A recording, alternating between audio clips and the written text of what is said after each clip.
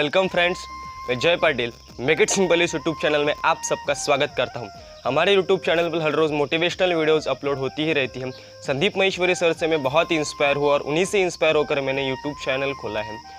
हम अपने हर एक सेक्शन में एक क्वेश्चन आपके साथ डिस्कस करते हैं, लेकिन इस बार हम एक टॉपिक, एक पर्सन के बारे में आपके साथ डिस्कस करने वाले हैं जिसका इतिहास 72 देशों में पढ़ाया जाता है, लेकिन उसका इतिहास इस भारत देश में पैदा होकर हमें सिर्फ चौथी में पढ़ाया जाता है। जिसका इतिहास 72 देशों के हर एक स्टैंडर्ड में पढ़ाया जाता है। उनका स्ट्रगल, उनकी मेहनत, उनकी जीत 72 देशों के लोगों को पहली से लेकर डिग्री तक पढ़ाई जाती है, लेकिन हमारे देश में हमें सिर्फ चौथी तक पढ़ाई जाती है। ऐसा क्यों? और ऐसे इंसान को father of navy force and a master of gorilla war, यानी कि नेवी फोर्स के जनक और गोरिल्ला वॉर यानी कि गनीमी कावाकी जिन्हें उस्ताद समझा जाता है, ऐसे छत्रपति शिवाजी महाराज के बारे में मैं आपसे आज डिस्कस करने वाला हूँ। बहुत सारे लोगों को इनका इतिहास पता नहीं होता, लेकिन हम जैसे पागल पड़े हैं उनका इतिहास भारत के हर एक व्यक्ति तक पहुँचाने के लिए। तो चलो वीडियो को बिना स्किप किए वीडियो पूरा देखिए। इसमें मैं आपको कुछ ऐसे बातें बताने वाला हूँ जिससे आपका भी खून खौल उठता है। छत्रपति शिवाजी महाराज नाम सुनकर आज भी हमारा खून खौल उठता है और नज़रें आदर से नीचे झुक जाते हैं। जिनका नाम सुनकर 400 साल पहले मुगल थरथर कांपते थे, वो नाम, वो दहशत बनाने के लिए उन्हें कुछ स्ट्रगल सहन करनी पड़ेगी, क्योंकि सोना जितना तपता है उतनी उसकी वैल्यू होती है। हीरे पर घाव जितने ज़्यादा पड़ते हैं उतनी उसकी वैल्यू होती है, और आपकी स्ट्रगल जितनी बड़ी होती है उतनी बड़ी आपकी जीत होती है। और शिवाजी महाराज की स्ट्रगल बहुत बड़ी थी, इसलिए आज 400 साल बाद उनका जब नाम लेते हैं तो खून खौल उठता है, नज़रें नीचे झुकती है। और अगर 4 साल बाद भी उनका कोई नाम लेगा तो ये सेम रिएक्शन होगी, क्योंकि उन्होंने उतनी स्ट्रगल सही है। उन्होंने क्या स्ट्रगल सही है, बचपन से किन हालातों से वो गुजरे, उनकी छोटी सी एक एग्जाम्पल आपके सामने देता हूँ, जिस एग्जाम्पल को सुनने के बाद आप ये सोचने पर मजबूर हो जाएंगे कि इतनी स्ट्रगल करने के बाद उन्हें इतनी बड़ी जीत मिली थी। Struggle is important in everyone's life. तो चलो शुरू करते हैं इस वीडियो को।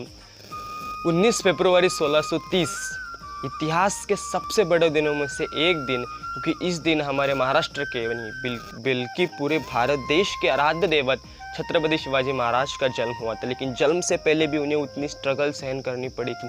राजमाता राष्ट्रमाता जिजाऊ, एक शेरनी के पेट से एक शेर जन्मा था, वो एक गढ़ पर थी। उन्हें एक सूचना मिली कि उनका खुद का बाप उन्हें, उनके संतान को और उनके सुहाग को मारने के लिए आ रहा है। इस हालत में, गर्भवती हालत में, उन्हें एक गढ़ से पुणे की शिवनेरी गढ़ पर जाना था, लेकिन इस हालत में लोग औरतों से चला नहीं जाता। उस हालत में हमारी राजमाता ने घोड़दौड़ की थी और घोड़दौड़ करके पुणे तक पहुंची थी, ताकि उन्हें यह डर था कि कहीं मेरा बाप मेरे सुहाग को या फिर मेरे बेटों को मार ना दे। शिवनेरी गढ़ पर वो पहुंची।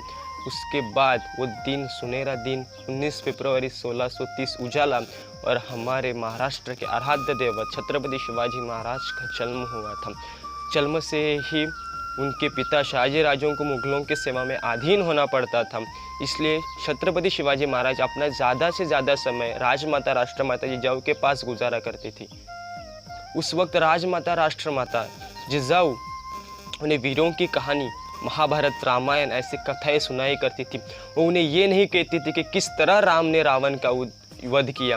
उन्हें तो बस ये कहना था कि देख शुभा, बुराई कितनी भी बड़ी क्यों ना हो, एक दिन सच्चाई उसे हराती है। अंधेरा कितना भी घना क्यों ना हो, सूरज की किरणें एक दिन उसे चिरती हुए नया उजाला भरती है। तुझे याद रखना है, तुझे इन मुगलों को हराना है। बुराई बहुत बड़ी है, लेकिन सच्चाई के सामने आज तक कभी जीती नहीं थी। इतने से छोटे बच्चे में इतनी बड़ी जिम्मेदारी राजमाता ने, राष्ट्रमाता ने उतनी कम उम्र में डाली थी।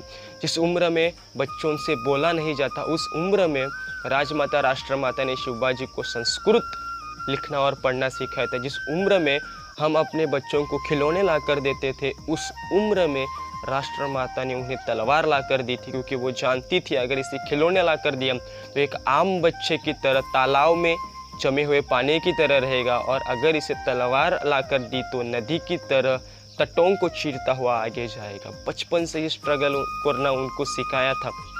एक बहुत इंपॉर्टेंट किस्सा आपके सामने बताना चाहता था कि घोड़दौड़ करते वक्त टपाक टपाक से उनका घोड़ा आगे बढ़ रहा था, बहुत सारे घोड़े उनके पीछे थे, वो बहुत खुशी थे, और उसी वक्त उनका घोड़े से पैर फिसल गया, वो नीचे गिर गए।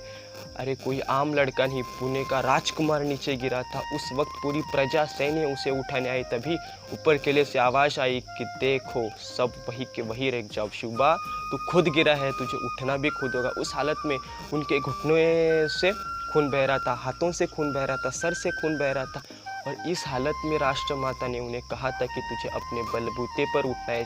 6 साल की उम्र में जब किसी बच्चों को जुकाम होता है तो उसकी माँ का दिल पिघल जाता है, लेकिन ऐसे वक्त में शिवाजी महाराज का पूरा शरीर खून से लथपथ था। लेकिन राष्ट्रमाता ने कहा देख तुझे स्ट्रगल करनी है, तुझे खुद से ही उठना होगा, तू गिरा खुद है, तुझे उठना भी खुद होगा। पहली बार ट्राई किया, गिर गए, सेकंड बार ट्राई किया, फिर गिर गए, लेकिन शेर का खून था। आखिरी बार उन्हें कहा था कि मुझे उठना ही है। वो तीसरी बार फिर से ट्राई किया और वो उठे। दुख इस बात का नहीं था कि पूरी प्रजा, मेरा सैन्य मुझे उठाने नहीं आया। मेरे माता ने मुझसे वादा किया था कि अगर कोई भी हालात हो मैं तेरे साथ रहूँगी, लेकिन वो माता आज मुझे उठाने नहीं आई। ये सवाल लेकर वो राष्ट्रमाता के पास दिए। उन्होंने अपनी माँ से पूछा कि माँ पूरी प्रजा मुझे उठाने नहीं आई, मुझे इस बात का दुख नहीं, मैं घोड़े से नीचे गिर गया, मुझे इस बात का दुख नहीं, मेरे पूरे शरीर से खून बह रहा है, मुझे इसका दुख नहीं, लेकिन तूने मुझसे कहा था कि मैं हर वक्त तेरे साथ हूँ, लेकिन फिर भी तू मुझे उठाने क्यों नहीं हूँ। तो राष्ट्रमाता के शब्द याद रखो, देख शुभा ये लड़ाई तेरी है, इसमें जीतना भी तुझे है, मैंने तुझे बस रास्ता दिखा है। हमारी प्रजा, हमारी भारत भूमि उन मुगलों के चरणों में व्याधीन है, तुझे उसे यहाँ से उठाकर यहाँ लेकर आना है। और अगर किसी युद्ध में तू नीचे गिर गया, कभी तुझे हार आई और तू ये सोचेगा कि मुझे किसी और का सहारा है या फिर मुझे कोई और उठा के आएगा तभी मैं उठूँगा, तो याद रखना कि तू कभी अपने भारत भूमि को नहीं छुड़ा पाएगा। अगर तू गिरा खुद है तो तुझे उठना भी खुद होगा, और जिस दिन तू खुद से उठेगा तभी तू ये सोचेगा कि मैं मेरी प्रजा को, मेरे भारत भूमि को स्वतंत्र कर सकती हूँ। तुझे स्ट्रगल करना खुद से सीखना होगा। मैंने तो बस तुझे रास्ता दिखाया, लेकिन उस पर चलना तुझे होगा। ये बातें राष्ट्रमाता जिजाऊ ने उनसे कही थी।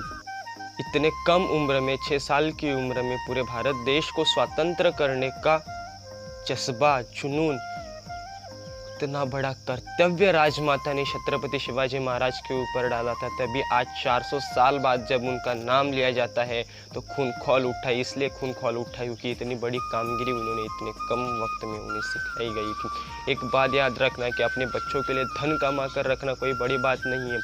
अगर धन कमा कर रखोगे तो वो उसे पूरी ज़िंदगी खर्च करेंगे और आराम से अपनी ज़िंदगी बिताएंगे, लेकिन उन पर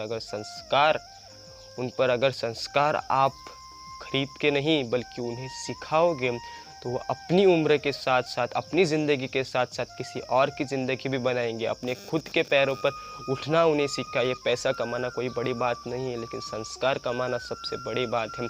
जिस वक्त कहा जाता है ना कि मड़के की किसी मिट्टी गिली होती है तभी उस मड़के को आकार दिया जाता है, वैसे ये समय ये था, ये उम्र ये थी।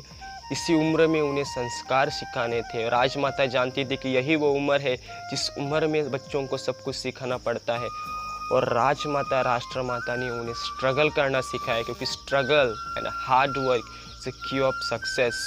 स्ट्रगल ही यशाची गुरुकिल्ली आहे। मराठीमध्ये स्ट्रगल यशाची गुरुकिल्ली है। आणि आप जानते हो कि स्ट्रगल करना इस दुनिया में सबसे बड़ी बात है। तो आई होप कि आपको समझ में आया होगा कि स्ट्रगल करना कितनी बड़ी बात है। और अगर आपने भी स्ट्रगल किया, जितनी बड़ी आपकी स्ट्रगल होगी, जितना बड़ा आप पेन सहेंगे, उतनी ही बड़ी आपकी जीत होगी। तो स्ट्रगल करना सीखो, क्योंकि शिवाजी महाराज ये हमारे पूरे भारत देश के सबसे बड़े मोटिवेशनल पॉइंट है। लेकिन उनका इतिहास हमें सिर्फ चौथी में सिखाया जाता है, लेकिन हम जैसे पागल पड़े हैं कि पहली से लेकर बूढ़े तक, बच्चों को से लेकर बूढ़े तक ये इतिहास आपको